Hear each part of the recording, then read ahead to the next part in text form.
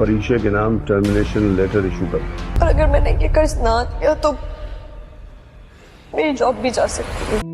मर्द के रूप में हमेशा अब्बू को ही वजूद देखा हमने, जिन्होंने सिर्फ बेटियां पैदा होने पर दूसरी शादी कर दी। डैड तो परीक्षा के काम से काफी इम्प्रेस्ड हैं। हासिल ना हो वो पर है सामने वो।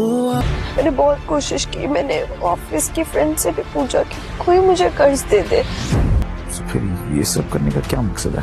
बारी का बाप शायान अचानक से प्रिशे के खिलाफ हो गया होता है और इसे ये बात भी पसंद नहीं आ रही होती कि बारी हर वक्त प्रिशे के साथ होता है और हर काम में वो प्रिशे का साथ भी दे रहा होता है। बारी के बाप शायान ने इसे रोकने की कोशिश भी की होती है, लेकिन बारी ने अपने बाप की बात को अनसुना कर दिया होता है। तो इसलिए शायान यही फैसला करता है कि प्रिशे को इस ऑफिस से ही निकाल दिया जाए। और जैसी शायान अपने कंपनी वालों से ये बात कर रहा होता है कि प्रिशे का टर्मिनेशन लेटर निकाला जाए और मैं इसे जॉब से निकालना चाहता हूँ, तो बारी अपने बाप की ये बात सुन लेता है और इसे बहुत ज्यादा अजीब लग रहा होता है, क्योंकि बारी को ये बात मालूम होती है कि इसके बाप शायान को प्रिशे का काम बहुत ज्यादा पसंद है और वह सबसे ज्यादा अच्छी भी है, लेकिन इसके बावजूद वह प्रिशे को ऑफिस से निकाल रहा होता है और बारी बहुत ज्यादा परेशान भी हो जाता है। और वही दूसरी तरफ शायान ने ये ऑर्डर भी दिया होता है कि प्रिशे ने कंपनी से जो लोन लिया है इसे फौरी तौर पर इससे वापस लिया जाए और प्रिशे के पास इतनी रकम ही नहीं होती कि वो फौरी तौर पर वो पैसे वापस कर सके। तो प्रिशे से ये बात की जाती है अगर वो लोन वापस नहीं करेगी तो एक तो इसके खिलाफ कार्रवाई की जाएगी और दूसरा इसे जॉब से भी टर्मिनेट कर दिया जाएगा।